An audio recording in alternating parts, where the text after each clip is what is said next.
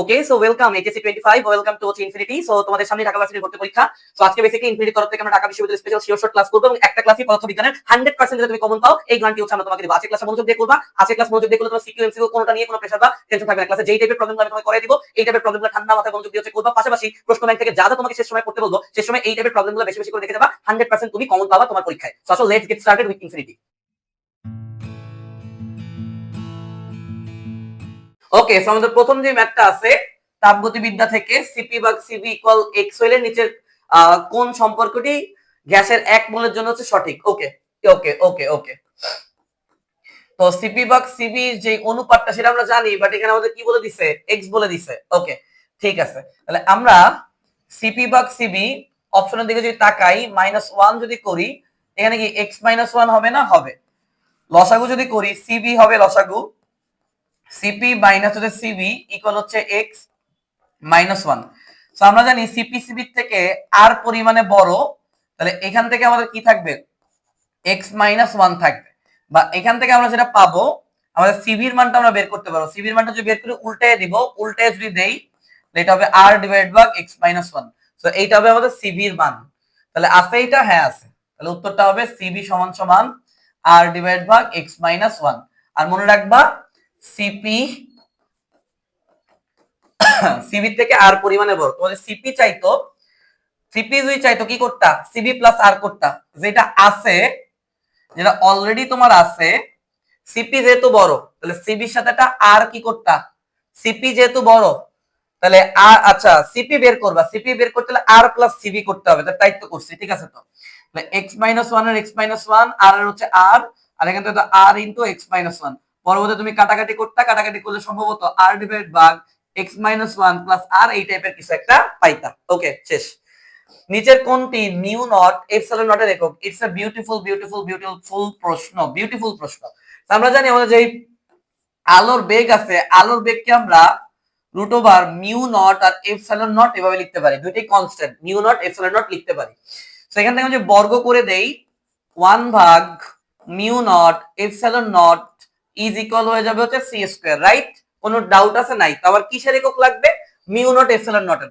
আমরা যে mu not epsilon not বের করে এটাকে যে উল্টায় দেই আর এটাকে উল্টায় দিলে হবে 1 ভাগ সি স্কয়ার। সি মানে আলোর বেগ। ওকে, তো আলোর বেগের যে একক সেটা হচ্ছে metre per second, metre per second. তাহলে এখান থেকে 1 ডিভাইড ভাগ metre square per second square, যে উপরে ওঠে ইনভার্স হয়ে যাবে per metre second square, per metre second square হবে উত্তর। পার মিটার সেকেন্ড স্কয়ার হবে আমাদের উত্তর। আশা করি বুঝছি। 3 নাম্বার বলছে এম ভরের একটি উপগ্রহ আর ব্যাসার্ধের একটি বৃত্তাকার পথে এম ভরের একটি গ্রহকে প্রদক্ষিণ করে। আচ্ছা, একটি পূর্ণ ঘূর্ণনের জন্য প্রয়োজনীয়, আচ্ছা প্রয়োজনীয় সময় নিচে কোনটি সমানুপাতিক? এটা তো কেপলারের সূত্র, বাট প্রশ্ন দেখে তো বললাম বুঝবেই না এটা কেপলারের সূত্র। মানে ভালোই দেখে মনে হবে যে দুনিয়ার সবথেকে কঠিন, আসলে এটা কেপলারের সূত্র। তো আমরা জানি যে এটা যদি আমাদের পৃথিবী হয়, এটা যদি বেসিক্যালি আমাদের পৃথিবীর কি হয়, তোমার মনে করো ব্যাসার্ধ হয়, আর পৃথিবীর বাইরে যদি এই উচ্চতায় যাই, বুঝছো, এই উচ্চতায় যদি আমি যাই, আর এখানে যদি আমাদের একটা কৃত্রিম উপগ্রহ বা স্যাটেলাইট পুরা পৃথিবীকে সে প্রদক্ষিণ করে, তাহলে এই কেসে তার পর্যায়কালে যে সূত্রটা হবে সেটা হবে 2 পাই রুট ওভার আর প্লাস এইচ হোল কিউব ভাগ হচ্ছে জিএম। সূত্রের প্রতিপাদন বা প্রমাণ আমরা আর করলাম না, ঠিক আছে, সময় কম।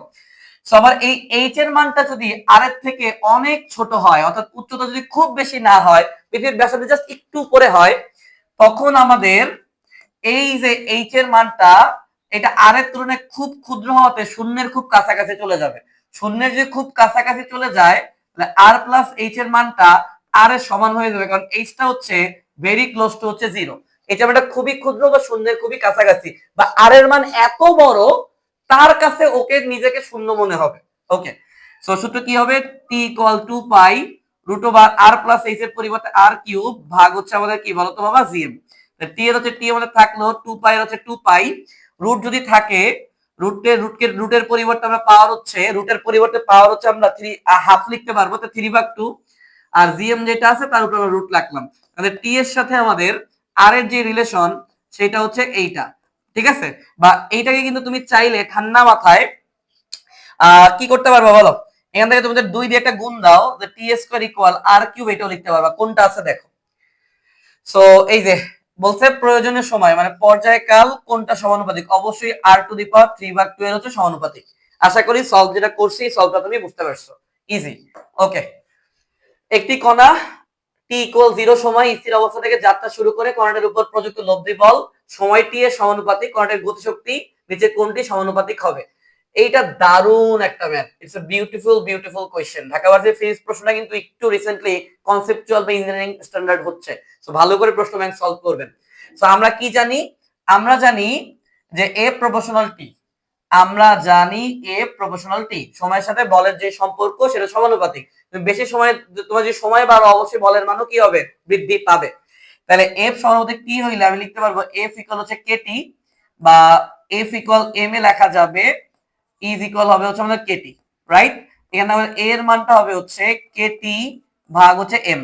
ত্বরণ মানে কি, ত্বরণ মানে হচ্ছে সময়ের সাপেক্ষে বেগের পরিবর্তন, সময়ের সাপেক্ষে বেগের পরিবর্তন ইজ ইকুয়াল কেটি ভাগ হচ্ছে এম, রাইট। ওকে, এখানে ডিবির মানটাকে তুমি সেটা লিখতে পারবা কে ভাগ এম ইনটু টি ইনটু হচ্ছে ডিটি।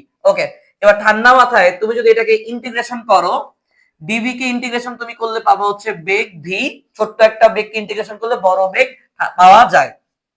তারপর তোমাদের যেগুলো কনস্ট্যান্ট আছে, কে আছে হচ্ছে তোমার কনস্ট্যান্ট মোটামুটি ভাবে, কে হচ্ছে তোমার কনস্ট্যান্ট, কেটা তুমি রাখতে পারবা। আর তোমার এম যেটা আছে, এম ও কনস্ট্যান্ট, এম কেও রাখতে পারবা। ইন্টিগ্রেট করবো হচ্ছে টি ইনটু ডিটি কে। সো টি এর সাপেক্ষে টি কে ইন্টিগ্রেশন করো, তুমি পাবা টি স্কয়ার ভাগ হচ্ছে 2।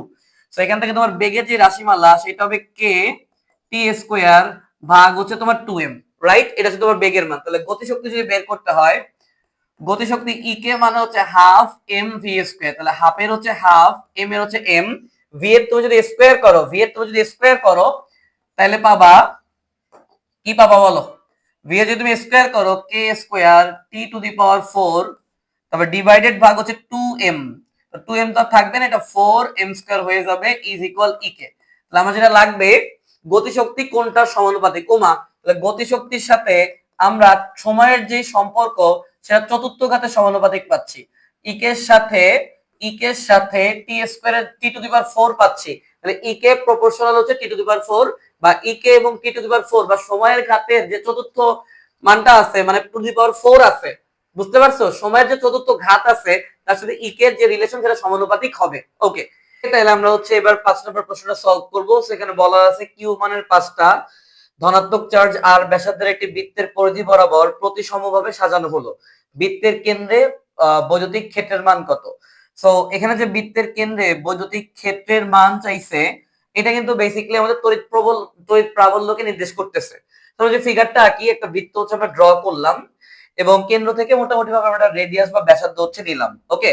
এবং চারপাশে চারটা যেটা আমরা করলাম যে 5টা প্লাস কিউ বা ধনাত্মক চার্জের কথা বলছে। এখন অনেকে চিন্তা করতে পারো যে প্রত্যেকটা চার্জের জন্য একটা করে প্রাবল্য আমি পাবো, তারপরে মনে হয় মোট প্রাবল্য বের করতে হবে। বাট একটা জিনিস ঠান্ডা মাথায় চিন্তা করে দেখো, তোমার যেটা ফাঁপা গোলক বা নিরেট পরিবাহী বা বৃত্তাকার কেন্দ্রের বা বৃত্তাকার কোন একটা বস্তুর কেন্দ্রে যদি তুমি তড়িৎ প্রাবল্য বের করতে চাও, একটা বৃত্তাকার বস্তুর কেন্দ্রে তড়িৎ প্রাবল্যের মান অলওয়েজ কিন্তু শূন্য হয়। এই জন্য এখানে ম্যাথ করারই কিন্তু কোনো দরকার নাই। অনেকে ভাবতে পারো যে ক্যালকুলেশন করতে হবে, বাট ক্যালকুলেশন করারই কোনো দরকার নাই। ওকে, সো পরবর্তী ম্যাথে যদি আমরা যাই, বলা বলা আছে এ দৈর্ঘ্য বিশিষ্ট দুটি বর্গাকার পাত নিয়ে গঠিত ধারক যার পাত দুটির মধ্যবর্তী দূরত্ব হচ্ছে ডি, যেখানে দূরত্বটা তাদের যে বাহু আছে তার থেকে অনেক ছোট। ধারকের সমস্ত রৈখিক মাত্রা 3 গুণ করা হলে ধারকত্ব কত গুণ পরিবর্তিত হবে। খুবই সিম্পল। সো আমরা জানি ধারকের যে ধারকত্বের সূত্র সেটা হচ্ছে আমাদের সি ইকুয়াল আসবে ঈদের দিন, আসবে ঈদের দিন, এভাবে তুমি মনে রাখতে পারো সূত্রটা সিম্পলি। ওকে, সো এখানে আমরা যেটা করলাম, আমাদের যেটা বর্গাকার পাত আছে প্রত্যেকটা পাতের যে বাহুর মানগুলোকে আমরা এ বললাম, ঠিক আছে, এবং মাঝে যে ডিসটেন্স আছে এই ডিটা এর তুলনায় খুবই ক্ষুদ্র, দ্যাট মিন্স দুইটা বর্গাকার পাত কিন্তু পাশাপাশি বা খুবই কাছাকাছি হচ্ছে আছে। এবার সবগুলা রৈখিক মাত্রা 3 গুণ করতে বলছে, এই কথার মানে হচ্ছে প্রত্যেকটা বাহুকে আমি 3 গুণ করব এবং মধ্যবর্তী যে দূরত্ব আছে সেটাকেও আমি 3 গুণ করব। তাহলে সেই কাজ যদি আমি করি, আমার এখানে যে ক্ষেত্রফল আছে, ক্ষেত্রফল হচ্ছে বর্গের ক্ষেত্রে কি বাহু স্কয়ার না, কারণ বাহুগুলো তো আমাদের এ নাই, বাহু হয়ে গেছে হচ্ছে আমাদের বেসিক্যালি 3a, তাই না? তাহলে বাহুর যদি স্কয়ার করি এখান থেকে আমাদের 3a স্কয়ার হয়ে যাবে, এবং আমাদের যেই মধ্যবর্তী দূরত্ব আছে মধ্যবর্তী দূরত্বটাকে যদি আমরা 3 গুণ করি তাইলে আমরা 3d হচ্ছে পাবো। সো এখান থেকে ক্যালকুলেশন করলে পাবো 9a স্কয়ার এবং 3d। সো কাটাকাটি যদি আমরা করি এখান থেকে আমরা পাবো হচ্ছে 3c। কেন 3c পাবো? এই যে এপসাইলন নট a স্কয়ার বা a স্কয়ার কি হবে? হ্যাঁ, যে ঠান্ডা মাথায় আমরা তাকাই এখান থেকে আমাদের a স্কয়ারই হচ্ছে হবে, এই যে ছিল আমাদের, তাহলে a স্কয়ার ভাগ হচ্ছে d। Okay fine. সো এখান থেকে যে এপসাইলন নট a স্কয়ার ভাগ d যেটা আছে এটা হচ্ছে পূর্বের ধারকত্ব, তাই না? পূর্বের ধারকত্ব, কারণ এই যে ক্ষেত্রফল আছে এই ক্ষেত্রফলের পরিবর্তে বর্গ হওয়াতে আমরা ছোট হাতের a স্কয়ার লিখতে পারবো, বাট বর্তমানে যেটা আছে সেটা হচ্ছে 3 into epsilon not a square ভাগ d, যেটা হচ্ছে পূর্বের ধারকত্বের 3 গুণ। সো অ্যানসার যেটা হবে সেটা হবে হচ্ছে 3 গুণ। খুবই দারুণ ম্যাথ। ওকে, পি একটা ভেক্টর দেওয়া আছে, কিউ একটা ভেক্টর দেওয়া আছে, এই ভেক্টর দ্বয়ের উভয়ের উপর লম্ব দিকে একটা একক ভেক্টর নির্ণয় করতে বলছে। সো মনে রাখবা যে আমার যদি এই একটা ভেক্টর হয় হচ্ছে পি ভেক্টর এবং এখানে যেটা ভেক্টর থাকে কিউ ভেক্টর, এই দুইটা ভেক্টরের সাথে লম্ব দিকে দুইটা একক ভেক্টর তুমি পাবা। একটা পাবা হচ্ছে বোর্ড থেকে বাইরের দিকে, আরেকটা পাবা হচ্ছে বোর্ডের ভেতরের দিকে। তাহলে এই যে আমরা 3D ছাড়া এটা আসলে বোঝানো ভেরি টাফ। তুমি এই যে এইটা এবং এইটা, সো এখানে আমাদের যে তল আছে এই তল থেকে বাইরের দিকে একটা, তল থেকে ভেতরের দিকে একটা, এরকম দুইটা পাবা। সো সেই একক ভেক্টরটা বের করার নিয়ম কি? আমাদের ভেক্টর দুইটার হচ্ছে ক্রস গুণন এবং নিচে হচ্ছে ক্রস গুণনের মান, আর প্লাস মাইনাস কেন নিব? দুই দিকে পাবো, এই জন্য। সেখান থেকে পি আর কিউ কে যদি আমি তোমার ক্রস গুণফল করি, পি আর কিউর ক্রস গুণফলটা যে এখানে আমাদের করা আছে, বা ঠান্ডা মাথায় তুমি যদি দেখো তাহলে বুঝতে পারবা ক্রস গুণন কেমনে করবা। আই নিবা, জে নিবা, কে নিবা, সবগুলা নিবা, 2 2 মাইনাস 1, তারপর 6 3 মাইনাস 3, এটা নিয়ে পি ক্রস কি কিউ যদি তুমি করো এখান থেকে তুমি পাবা minus 3 I into 2 plus K vector. বুঝতে পারছো? সো এখানে আমরা ক্রস গুণফল করছি, বাট এই জায়গাটাতে আমরা যেটা করি নাই, মাইনাস 3 কমন নেই নাই, যে কমনটা আমি পরবর্তীতে এখানে নিয়েছি। এখানে মাইনাস 3 কমন নিলে i প্লাস 2k ভেক্টর হয়, আর নিচে আমাকে মান নিতে হবে। সো মান কিভাবে আমরা বের করব বলতো? এই যে এইখানে আমরা মানটা বের করে রাখছি, অ্যাকচুয়ালি এখানে আমরা মানটা অ্যাকচুয়ালি বের করে রাখছি। সো এখান থেকে তুমি যদি মাইনাস 3k স্কয়ার করো তুমি পাবা হচ্ছে 9,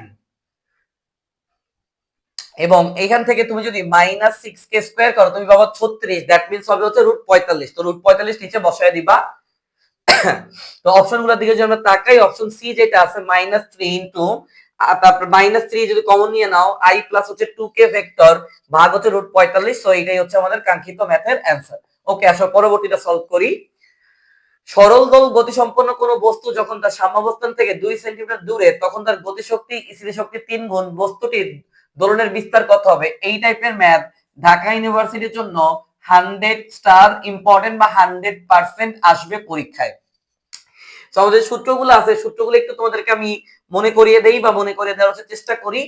দেখো সূত্রগুলো আমি একটু তোমাকে ঠান্ডা মাথায় একটু লিখে দিই অন্য কালার একটা পেন দিয়ে, যাতে তুমি এগুলো ঠান্ডা মাথায় একটু মনে রাখতে পারো, বিকজ ঢাকা জন্য এগুলো ভেরি ভেরি ইম্পর্টেন্ট। সো আমি একটা কাজ করি, সেটা হচ্ছে এই জায়গায় একটু ছোট্ট করে তোমাদের কাঙ্ক্ষিত সূত্রগুলো আমি একটু লিখে দিই। সো তোমার যে গতি শক্তির ফর্মুলা সেটা হচ্ছে half m omega square a square minus x square. বিভব শক্তি যে ফর্মুলা হবে সরল দোলন গতির জন্য half m omega square x square, এবং মোট শক্তির যে ফর্মুলা হবে সেটা হবে half m omega square a square. Okay, তো আবার প্রশ্নে বলা আছে সাম্যাবস্থান থেকে 2 সেন্টিমিটার দূরে সরণের মান দেয়া আছে, গতিশক্তি স্থিতিশক্তির 3 গুণ হবে। তাহলে গতিশক্তি হবে হচ্ছে আমাদের স্থিতিশক্তির কয় গুণ? 3 গুণ। তাহলে আমরা গতিশক্তির ফর্মুলা বসাইলাম, বিভব শক্তির ফর্মুলা বসাইলাম বা স্থিতিশক্তির ফর্মুলা বসাইলাম, 3 দিয়ে গুণ করলাম।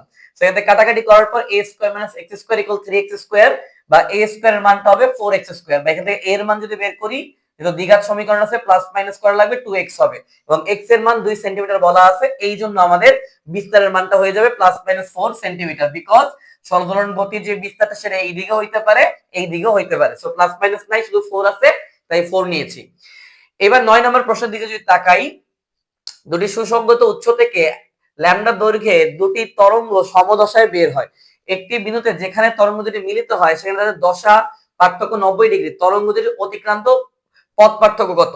সো আমরা জানি দশা পার্থক্য মানে 2 পাই ভাগ ল্যামডা ইনটু পথ পার্থক্য। তাহলে পথ পার্থক্যের ফর্মুলা কি হবে? ল্যামডা ভাগ 2 পাই হয়ে যাবে বা উল্টায় যাবে, ইনটু হবে হচ্ছে দশা পার্থক্য। দশা পার্থক্য আছে 90 ডিগ্রি, যেটাকে আমরা পাই ভাগ 2 বলতে পারি রেডিয়ানে। সো পাই ভাগ 2 যদি বসাই, কাটাকাটি করে এখান থেকে ল্যামডা ভাগ 4, এটাই হচ্ছে আমাদের কাঙ্ক্ষিত উত্তর বা অ্যান্সার। ওকে, একটি কার্নো ইঞ্জিন 10 নাম্বার যে ম্যাথ আছে, এত এবং এত তাপমাত্রার মধ্যে কাজ করে। যদি ইঞ্জিন কর্তৃক কৃত কাজের পরিমাণ এত হয়, তবে তাপগ্রাহকে প্রত্যাখ্যাত তাপের পরিমাণ কত, অর্থাৎ কতটুকু তাপ সে তাপগ্রাহকে বর্জন করবে, Q2 এর মান জানতে চাইছে। তো একটা ইঞ্জিনের বেসিক যদি আমরা বলি, একটা ইঞ্জিনকে তুমি যদি কাজ করাইতে চাও, ওকে ইনপুট হিসাবে কিছু পরিমাণে তোমাকে তাপ শক্তি Q1 দিতে হবে, এরপরে আউটপুট হিসাবে সে তোমাকে কিছু কাজ দিবে আর কিছু পরিমাণে তাপ শক্তি সে বর্জন করবে। তাহলে ইঞ্জিনের মধ্যে ঢুকলো কি Q1, এবং ইঞ্জিন থেকে বের হইলো কি W প্লাস হচ্ছে Q2। সো এখান থেকে আমরা W এর একটা ফর্মুলা পাবো। সেই W এর ফর্মুলা কি পাবো? যে W is equal Q1 minus হচ্ছে Q2। এটা হচ্ছে ইঞ্জিনের কৃতকাজের সূত্র। ওকে, এটা একটু মাথায় রাখা ট্রাই করবা। ওকে, এবার W কে আমরা Q2 দিয়ে ভাগ দিছি এবং Q1 মাইনাস Q2 কে Q2 দিয়ে হচ্ছে ভাগ দিছি। কোনো সমস্যা আছে? নাই। ওকে, এবার প্রত্যাবর্তী ইঞ্জিনের ক্ষেত্রে তুমি প্রত্যেকটা তাপকে তাপমাত্রা দিয়ে রিপ্লেস করতে পারবা। কেন করতে পারবা জানো? আমাদের প্রত্যাগামী ইঞ্জিন হলে তাপের অনুপাত আর তাপমাত্রার অনুপাতটা সমান থাকে, Q1 বা Q2 ইকুয়াল T1 বা T2 হয়। এই জন্য আমরা যেহেতু দুইটা তাপমাত্রা এখানে বসাবো, এই জন্য আমরা কি করেছি, এই পাশে তোমার দেখো যে অনুপাত বা রেশিও আছে, তাপের গুলাকে তাপমাত্রা দ্বারা রিপ্লেস করেছি। করার পরে যেটা করলাম, T1 মাইনাস T2 দুটা যে পার্থক্য, সেটা হচ্ছে আমার 100 আর T2 এর মান আমরা ক্যালভিনে যদি নেই, এটা 273 যোগ করলে হবে 400। এবং কাজের যেই মান W এর যে মান সেটা দেওয়া আছে আমাদের কত, 500 জুল বসিয়ে দিয়েছি। এখান থেকে যে ক্যালকুলেশন তুমি করো, Q2 এর মান পেয়ে যাবা। 500 ইনটু 400 মানে 20,000 ভাগ 100, কাটাকাটি করলে 2000 জুল। অ্যান্সারটা হচ্ছে 2000 জুল। আশা করি বুঝতে পারছো। ওকে ওকে, পরবর্তী ম্যাথে যাই। একটি এক্সপ্লোর লজিক গেট নিম্নলিখিত কোন লজিক গেটের মাধ্যমে হচ্ছে তৈরি করা যায়? এটা খুবই ইম্পর্টেন্ট একটা প্রশ্ন। যাদের Jahangirnagar university, Chittagong university ICT আছে, তাদের জন্য এমসিকিউটা খুব হেল্পফুল হবে। প্রথম কথা, এক্স অর যেটা আছে, এক্সর হচ্ছে একটা বিশেষ বা স্পেশাল গেট। এটাকে বাস্তবায়ন করতে গেলে not gate, and gate, or gate সবকিছুই লাগে। বিকজ আমাদের যে এক্সর গেট আছে এ এক্সক্লুসিভ বি, এটা মানে এ বার বি প্লাস এ বি বার। আমরা যখন এ থেকে এ বার ড্র করবো, আমাদের একটা নট গেট লাগবে। আমরা যখন বি থেকে বি বার ড্র করব, আমাদের একটা নট গেট লাগবে। সো এইটুকু কনফার্ম যে আমাদের নট গেট লাগতেছে। এরপর আমরা যখন এ বারের সাথে বি কে গুণ করব বা এর সাথে বি বারকে গুণ করব, গুণ করার জন্য আমাদের লাগবে হচ্ছে এন্ড গেট। গুণ করার জন্য আমাদের কি লাগবে? এন্ড গেট লাগবে। এবং ফাইনালি এ বার বি এর সাথে আমি যখন এ বি বার যোগ করব, তখন আমাদের ফাইনালি লাগবে হচ্ছে অর গেট। তার মানে আমাদের তিনটা মৌলিক গেট আছে। এক্সর গেট হোক বা এক্স নর গেট হোক, দুইটা বিশেষ গেট বাস্তবায়ন করতে আমাদের তিনটা মৌলিক গেটেরই প্রয়োজন পড়বে। এই জন্য অ্যান্সারটা হবে হচ্ছে and gate, or gate, not gate. Okay, নিচের কোনটির মাত্রা নেই? অ্যান্সারটা হবে বিকৃতি। কেন বিকৃতির মাত্রা নাই? আমাদের যে একটা কলম আছে, এই কলমের একটা আদি দৈর্ঘ্য আছে, এটাকে আমি টেনে বড় করলাম, এটাকে টেনে আমি কি করলাম, টেনে বড় করলাম। তাইলে আমার বিকৃতির মানটা কি হবে? বিকৃতির মানটা হবে যে কতটুকু আমার বৃদ্ধি পাইছে ভাগ হচ্ছে আদি দৈর্ঘ্য। এইটাও যদি আমার মিটারে হয়, এইটা আমার মিটারই হবে, মিটার মিটার কাটাকাটি চলে যাবে। আর যেগুলো রেশিও বা অনুপাতের ক্ষেত্রে কখনোই মাত্রা থাকে না, কারণ একক একক কাটা চলে যায় বা কেটে দেওয়া যায়। ওকে, এই জন্য অ্যান্সারটা হবে বিকৃতি। সো এখান থেকে পীড়ন, বিকৃতি, একক আয়তনের সঞ্চিত শক্তি, ইয়াং এর গুণাঙ্ক, তারপর হচ্ছে তোমার অসহ ভর, অসহ ওজন, তারপর তোমার পয়জনের অনুপাত, এগুলো ভালো করে দেখবে, এগুলো ঢাকা ইউনিভার্সিটিতে আসবে। ওকে, 9টি বেলনাকৃতির তার, যাদের প্রত্যেকটির ব্যাস ছোট হাতের ডি, দৈর্ঘ্য হচ্ছে এল, একত্রে শ্রেণী সজ্জায় সংযুক্ত আছে। সজ্জাটির রোধ যদি একটা বড় হাতের এল দৈর্ঘ্যের বেলনাকৃতি তারের রোধের সমান হয়, তবে তারটির ব্যাস কত? খুবই ইজি পিজি বা সিম্পল। তো মনে রাখবা, আমরা যদি এখান থেকে রোধের সূত্র লিখতে চাই, রোধের সূত্র কিন্তু বেসিকলি কি, দেখো রোধের যে বেসিক সূত্র সেটা হচ্ছে রো এল ভাগ হচ্ছে এ। 9টা ছোট তারের যে রোধ, সেটা হবে হচ্ছে একটা বড় তারের রোধের সমান। ওকে, এবার এখানে আমরা সূত্রগুলো বেশ বিভিন্ন ভাবে ভাঙছি। তো কিভাবে ভাঙছি একটু তোমাকে বুঝাই। তো রোধের যে বেসিক সূত্র সেটা হচ্ছে রো এল ভাগ এ। তো এখানে আমি 9টা তার নিছি, 9টা তারের জন্য আমাদের দৈর্ঘ্য হয়ে গেছে 9L, তাই না? আর আমাদের ক্ষেত্রফল আছে, ক্ষেত্রফলের সূত্র হচ্ছে পাই আর স্কোয়ার। সো আমরা যদি ব্যাস লিখতে চাই, তাহলে এটা হয়ে যাবে d ভাগ 2 এর স্কয়ার মানে d স্কয়ার ভাগ হচ্ছে 4। সো এই জন্য এখানে d স্কয়ার ভাগ 4 আসছে, 4 উপরে চলে যাবে 36 রো l ভাগ পাই d স্কয়ার। এটা হচ্ছে আমাদের যে 9টা ছোট ছোট রোধ আছে তার জন্য রোধের মান, বা 9টা ছোট ছোট যে তার আছে সেই তারগুলোর জন্য টোটাল রোধের মান, সেটা আমরা এখানে বসাইছি। আর বড়টার জন্য কি করব, বড়টার জন্য আমরা সিম্পলি যেটা করব সেম সূত্র হচ্ছে অ্যাপ্লাই করব, r ইকুয়াল রো l পাই। সো বড়টার জন্য l দৈর্ঘ্য বলছে, সো সেটার ব্যাসকেও আমরা বড় হাতে d ধরে নিলাম। সো ব্যাসার্ধের পরিবর্তে আমরা ব্যাসের মানটাকে কত বলতে পারি, দেখো আর এর পরিবর্তে আমরা ব্যাসার্ধের পরিবর্তে ব্যাস ভাগ 2 বা d ভাগ 2 বলতে পারি। সো r স্কয়ার যখন করব এটা d স্কয়ার ভাগ 4 হয়ে যাবে, এই জন্য d স্কয়ার ভাগ 4 আর উপরে উঠে যাবে, তাহলে হবে 4 রো l ভাগ হচ্ছে পাই d স্কয়ার। এবার এখান থেকে কাটাকাটি করা যায়, কাটাকাটি করলে 9 থাকে, রো l কাটাকাটি চলে যাবে, পাই পাই কাটাকাটি চলে যাবে, 9 ভাগ ছোট হাতের d স্কয়ার ইকুয়াল 1 ভাগ বড় হাতের d স্কয়ার, বা 9 d স্কয়ার ইকুয়াল হচ্ছে ছোট হাতের d স্কয়ার। রুট করে সলভ করছি, সলভ করার পরে এখান থেকে আমরা পাইছি ছোট হাতের d এর মানটা 3d এর হচ্ছে সমান, বা বড় হাতের d হচ্ছে ছোট হাতের d ভাগ 3 এর সমান। সো বড় তারের যে ব্যাস আছে সেই ব্যাসের মানটা ছোট গুলার ব্যাসের 3 ভাগের 1 ভাগ। Very very very important math. Okay, পরবর্তীতে যে ম্যাথটা আছে, একটি ট্রেনের স্থির অবস্থার দৈর্ঘ্য হচ্ছে 100 মিটার, একটি অতি উচ্চ বেগে 80 মিটার দৈর্ঘ্যের একটি সুড়ঙ্গের মধ্যে দিয়ে যায়। সুড়ঙ্গের দুই প্রান্তে অবস্থিত পর্যবেক্ষকরা লক্ষ্য করেন যে একটি মুহূর্তে ট্রেনের দৈর্ঘ্য ঠিক সুড়ঙ্গের দৈর্ঘ্যের সমান হয়। সি এর এককে ট্রেনের বেগ কত, আলোর বেগের রেসপেক্টে চাইছে।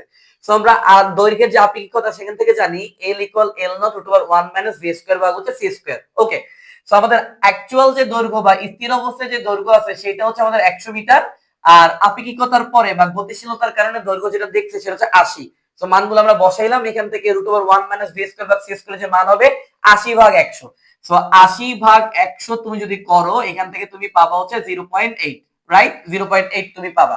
ওকে, তাহলে রুট যদি উঠায় দেই তাহলে 0.8 কে স্কয়ার করলে পাবো 0.64, কারণ 0.8 ইনটু 0.8 8 8 64.2 ঘর পিছিয়ে যাবে, 0.64 হবে। ওকে, এইবার আমরা একটা কাজ করব, সেটা হচ্ছে এই যে আমাদের 1 আছে এটাকে ওই পাশে নিব, আর এখানে মাইনাস আছে উল্টায় যাবে, 1 মাইনাস 0.64 হয়ে যাবে 0.36। এবার এই পাশে এটা রুট করব, এই পাশে এটা রুট করব, তো মাথায় রাখবা 0.6 গুণ 0.6 ইজ ইকুয়াল 0.36, তার মানে 0.36 কে বর্গমূল করলে 0.6 পাওয়া যাবে। তাহলে এখান থেকে আমরা ভি স্কয়ার কে রুট করে ভি পাইছি, সিটা ওই পাশে চলে যাবে, শুধু সি আকারে রুট স্কয়ার কাটা বা ক্যান্সেল আউট হয়ে যাবে, এবং 0.36 কে রুট করলে 0.6 পাওয়া যাবে। তাহলে বেগের যে মানটা আছে, বেগের যে মানটা সেটা হবে 0.63। ওকে, নাইস। পরবর্তী যে ম্যাথ আছে যে এত ভরের, তাহলে আমাদের এম এর যে মানটা সেটা বলা আছে 0.50 কেজি। একটি কণা এক্স অক্ষ বরাবর এত সরণের একটা ইকুয়েশন দেওয়া আছে।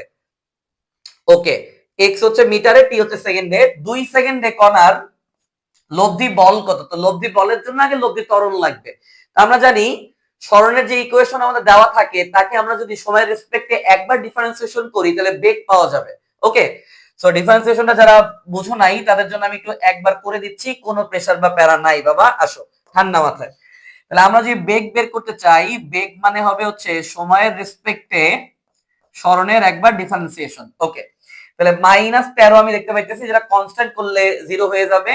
2t রে যদি আমি ডিফারেন্সিয়েশন করি তাহলে আমি পাবো হচ্ছে 2, এবং আমি যদি এখান থেকে ঠান্ডা মাথায় 4t স্কয়ার রে করি তাহলে আমি এখান থেকে পাবো হচ্ছে 8t, এবং আমি যদি আরেকটু ঠান্ডা মাথায় -3t কিউব কে করি তাহলে এখান থেকে আমি পাবো 3 3 9t স্কয়ার। ওকে, এবার ত্বরণ যদি বের করতে চাই, ত্বরণ মানে সময়ের সাপেক্ষে হচ্ছে বেগের একবার অন্তরীকরণ বা সরণের দুইবার অন্তরীকরণ। 2 কে করলে 0 হবে, 8 কে করলে 8 হবে, 9t স্কয়ার করলে 9 দুগুণ হচ্ছে 18t হচ্ছে হবে। শেষ। তো ত্বরণ যেহেতু পাওয়া গেছি, 2 সেকেন্ড পরে ত্বরণ লাগবে, টি এর মান হচ্ছে 2 বসায় দিব। তো টি এর মান যদি আমি 2 বসায় দেই এখান থেকে আমরা পাওয়া যাবে হচ্ছে -28 মিটার পার সেকেন্ড স্কয়ার। তো লব্ধি বল যদি বের করতে চাই, ভর ইনটু লব্ধি ত্বরণ, সো এখান থেকে মানগুলো বসাই দিলে ক্যালকুলেট করলে আমাদের আসবে কত, -14 নিউটন। আছে -14 নিউটন, ইয়েস, এটাই আমাদের অ্যানসার। এবার ঢাকা ইউনিভার্সিটির জন্য সব রিটেনের প্রশ্নগুলো আসতে পারে, সেই রিটেনের প্রশ্নগুলো হচ্ছে বেসিক্যালি আমরা দেখব। এই ম্যাথটা অনেকে পেইন খাইছে, বাট এই ম্যাথটা অনেক ইজি।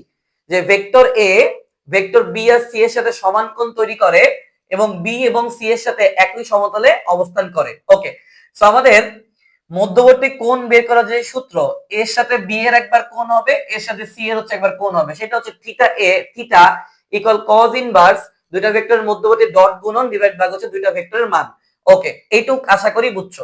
সো এইভাবে আমরা যেটা করব, দুইবার হচ্ছে কোণটা বের করে নিব। সো কোণটার আমি বের করে দিলাম না, এই দুজনের মধ্যবর্তী কোণ এই সূত্র দিয়ে তুমি বের করবা, এইটা এবং এটার মধ্যবর্তী কোণ তুমি এই সূত্র দিয়ে হচ্ছে বের করবা। ওকে, সো এই যে এখানে করা আছে বা তুমি নিজে একবার করবা, করার পরে তুমি যেটা পাবা বেসিক্যালি, এই দুটো যখন সমান করবা নিচের এইটার এটা কাটা যাবে, আলফা প্লাস 2 ইকুয়াল হচ্ছে বিটা প্লাস 2, দ্যাট মিন্স তুমি পায়ে গেছো আলফা ইকুয়াল হচ্ছে বিটা, এবং বলা আছে এই ভেক্টরটা বি এবং সি এর সাথে একই সমতলে অবস্থান করে। সো কোন একটা ভেক্টর যদি বাকি দুটো ভেক্টরের সাথে একই সমতলে অবস্থান করে তবে তার নির্ণায়কের মান 0 হয়, অথবা যে কোনো দুটো ভেক্টরের ক্রস গুণনের সাথে তৃতীয়টা ডট গুণন করলে 0 হয়। ওকে, তো সেটাই আমরা করব। আমরা কাজ করি যে বি এবং সি এর হচ্ছে ক্রস গুণনটা করি। সেখানে বি এবং সি এর ক্রস গুণনটা আমি করে রাখছি, করে রাখার পর আমি এইটা হচ্ছে পাইছি। তাহলে বি এর ক্রস গুণন করার পরে যেটা পাইছি তাকে আমার এ ভেক্টরের সাথে ডট গুণন করা লাগবে। এ ভেক্টরের মান আমার এখানে দেওয়া আছে এবং সেই মানটাই কিন্তু আমি বেসিক্যালি এখানে লিখছি। ওকে, সো আলফা ইনটু 1 মানে হচ্ছে আলফা, আর আই ডট আই করলে হচ্ছে 1 হয়ে যাবে, 2 দিয়ে -1 কে গুণ করলে হচ্ছে -2, জে ডট জে হচ্ছে 1 হয়ে যাবে, বিটা দিয়ে 1 কে গুণ করলে বিটা হবে। সো এখান থেকে আমরা যেটা পাইতেছি alpha -2 plus beta equal 0, but আমরা জানি আলফা ইজ ইকুয়াল বিটা, আমার আলফা বিটার মানটা এখান থেকে চাইছে।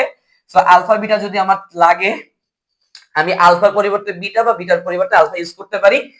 এই জন্য আমি বিটার পরিবর্তে এখানে আলফা হচ্ছে ইউজ করলাম। তো করলে যেটা হবে 2 আলফা ইকুয়াল হচ্ছে 2, আলফার মান হচ্ছে 1। ওমা, আলফা যদি 1 হয় বিটার মান আমার 1 হবে।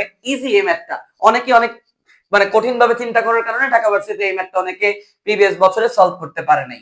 ওকে, আসেন। একটি সরল দোল গতি সম্পন্ন বস্তুর ব্যবকলনীয় সমীকরণ লেখো, দেখাও যে x ইকুয়াল a sin ওমেগা t প্লাস phi উক্ত সমীকরণের একটি সমাধান। ইজি। তো আমরা জানি সরল দোলন গতি সম্পন্ন কোন বস্তুর ব্যবকলনীয় সমীকরণ সেটা হচ্ছে ত্বরণ। ত্বরণ মানে হচ্ছে সময় সাপেক্ষে সরণের দুইবার differentiation plus omega square x equal হচ্ছে 0। সেটা হচ্ছে ব্যবকলনীয় সমীকরণ, এটাকে 1 নাম্বার দিবা। পরে যেটা করবা, এই সমীকরণকে তুমি সময়ের সাপেক্ষে যদি একবার ডিফারেন্সিয়েশন করো তুমি বেগ পাবা। তাইলে এই আমার থাকবে সাইন সামথিং কে ডিফারেন্সিয়েশন করলে কস সামথিং পাওয়া যাবে, আর টি এর রেসপেক্টে যেহেতু আমি ডিফারেন্সিয়েশন করতেছি ওমেগা টি কে আবার করতে হবে, কারণ যদি এক্স এর জায়গায় এক্স না থাকলে চেইন রুল অনুযায়ী আমরা আবার করতাম না। ওমেগা টি এর রেসপেক্টে করলে আমরা একটা এক্সট্রা ওমেগা পাবো, আর ফাই যেটা এখানে কনস্ট্যান্ট, এখানে এটা করলে 0 হবে, লেখার দরকার নেই। বেগকে যদি আমরা সময়ের সাপেক্ষে আরেকবার ডিফারেন্সিয়েশন করি আমরা পাবো ত্বরণ। তাহলে cos সামথিং রে করলে আমরা পাবো মাইনাস sin সামথিং, এবং a ওমেগা আগের থেকেই ছিল, আর এখান থেকে যেহেতু x এর জায়গায় বা t এর জায়গায় ওমেগা t আছে, ওমেগা t কে t এর রেসপেক্টে করলে আরেকটা ওমেগা আসবে। সো এখান থেকে বেসিক্যালি আমরা কি পেয়ে যাব, হচ্ছে minus omega square a sin ওমেগা t প্লাস হচ্ছে বাবা ফাই। আশা করি বুঝছো। ওকে, ত্বরণের যে মানটা আমরা পাইতেছি d স্কয়ার x বা dt square equal minus omega square a sin ওমেগা t প্লাস ফাই। সো এখান থেকে আমরা লিখতে পারবো d square x plus dt square equal হচ্ছে মাইনাস ওমেগা স্কয়ার x। এবার এই যে এক নাম্বার সমীকরণে আমরা যদি d square x plus dt square এর মানটা minus omega square plus x বসাই, তাহলে এইটার সাথে এই যে দেখো লেফট হ্যান্ড সাইড লিখে তুমি এইটার মানটা যদি বসায় দাও, এইটার মান যা আছে প্লাস অবস্থায় সেম রাশিটাই পাওয়া যাবে। তো তুমি এখান থেকে 0 পাবা, লেফট হ্যান্ড সাইড আর রাইট হ্যান্ড সাইড হচ্ছে প্রমাণ হয়ে যাবে। সুতরাং ওইটা অবশ্যই এই সমীকরণের একটা সমাধান। খুবই ইজি, কঠিন ভাবে চিন্তা করলেই কঠিন। ওকে, থার্ড যে ম্যাথটা আমাদের আছে এটা আমার খুবই পছন্দের একটা সার্কিট। এই সার্কিটে আমার যেই তড়িৎ কোষের ভোল্টেজ সেটা 9 ভোল্ট দেওয়া আছে, আর ডট যে রোধ আছে সেটা দেওয়া আছে 2 ওহম, আর1 যে রোধটা সেটা দেওয়া আছে 6 ওহম, আর2 এবং আর3 সিরিজে আছে বা শ্রেণীতে আছে, একটা হচ্ছে বাবা 4 ওহম, একটা হচ্ছে 8 ওহম। বাট এখান দিয়ে না আমার কারেন্টটা সেম যাবে, শ্রেণীতে কারেন্ট সেম থাকে, ভোল্টেজ ডিফারেন্ট হয়, আর সমান্তরালে ভোল্টেজ হচ্ছে তোমার সেম থাকে, কারেন্ট ভিন্ন হয়। এজন্য সিডিআর ভিডিআর প্রয়োগ করি, current divided rule, voltage divided rule.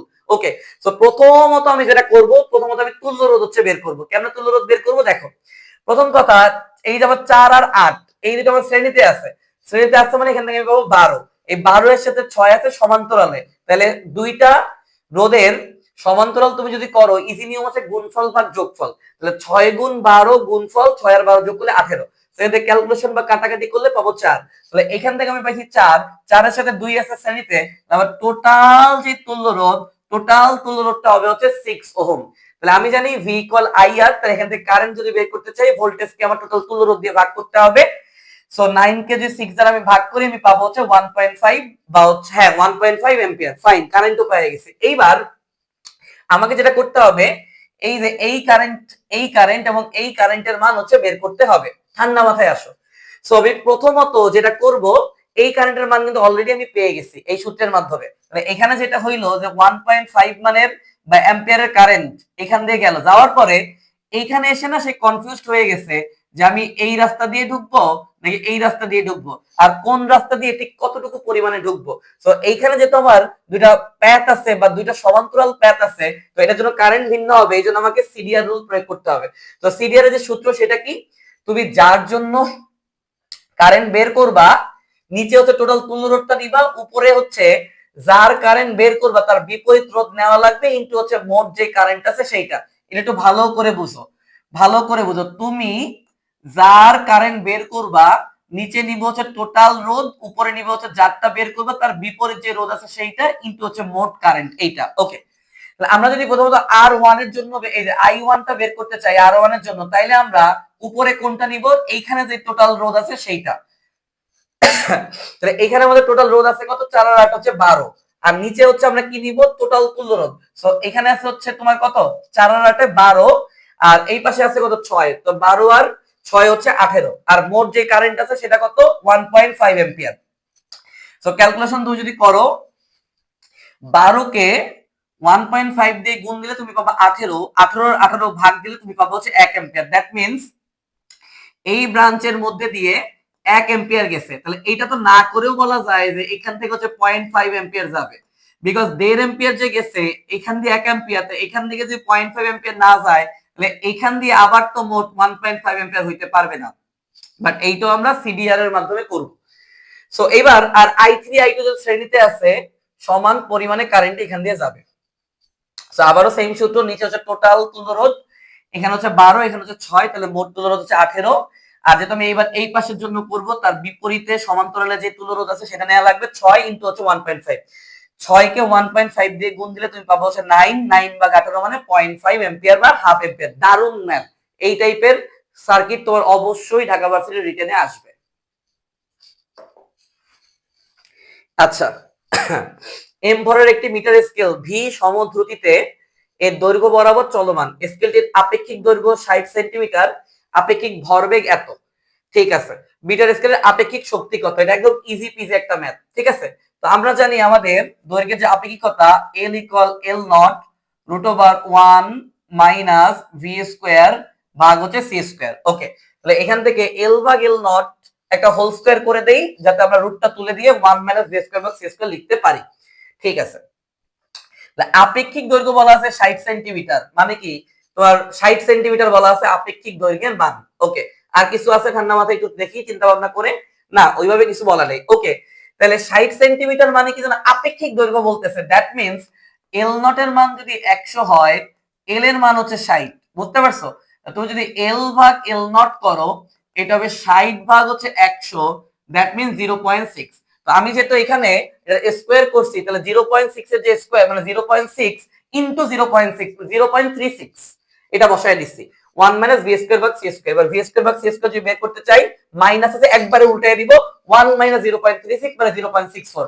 এবার রুট করে দিছি উভয় পক্ষে, ভিরে যদি আমি স্কোয়ার অবস্থায় রুট করি ভি পাবো, সি ওই পাশে গেলে গুণ সি হবে। আর দেখো 0.8 ইনটু 0.8 তথা 0.8 এর যে স্কোয়ার আছে এটা হচ্ছে 0.64, তাহলে 0.64 আমি রুট করি আমি 0.8 পাবো। তাহলে বেগের যে মানটা সেটা আমি পেয়ে গেলাম 0.8 ইনটু সি। ওকে, এই পর্যন্ত বুঝছো।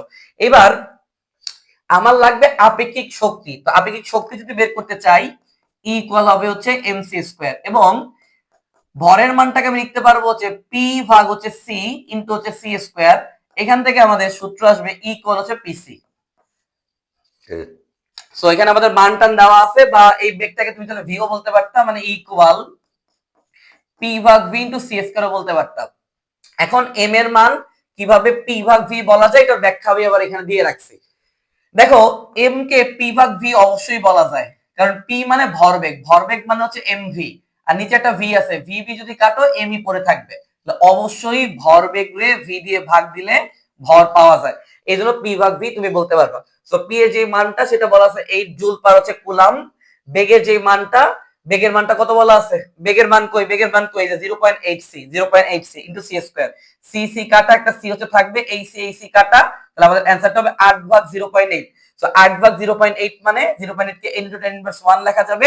এই tan ইনভার্স 1 উপরে উঠে গেলে 10 আকারে উঠবে, 8 8 কাটা, তাহলে অ্যানসারটা হচ্ছে 10 টু দি পাওয়ার 1 মানে 10 জুল। সো এই হচ্ছে আমাদের ঢাকা ভার্সিটি ফিজিক্স অংশের সমাধান। সো প্রত্যেককে অনেক অনেক ধন্যবাদ। তোমরা যেটা করবা, প্রশ্ন ব্যাংক থেকে বিগত বছরে যে 5 বছর রিটেন আছে, রিটেনটা একটু অ্যানালাইসিস করে দেখবা যে হুবহু কমন না আসলো প্যাটার্ন রিপিট করে, এবং ফিজিক্সে যে 21টা বা 22টা অধ্যায় আছে সব অধ্যায় থেকে প্রশ্ন আসে না, প্রশ্ন আসে মাত্র 7টা অধ্যায় থেকে। তুমি যত পড়বা তত জানবা যে কোন 7টা অধ্যায় থেকে প্রশ্ন আসে, এবং ক্লাসটা ভালো করে দেখবা। কারো পিডিএফ লাগলে অবশ্যই আমাদের Telegram channel, Facebook group, page যা আছে সবকিছু অ্যাড হয়ে যাবা। ইনফিনিটি তোমার সাথে তোমার চান্স ফর আগের দিন পর্যন্ত থাকবে, ফ্রি অফ অল কস্ট। সবাইকে অনেক ধন্যবাদ।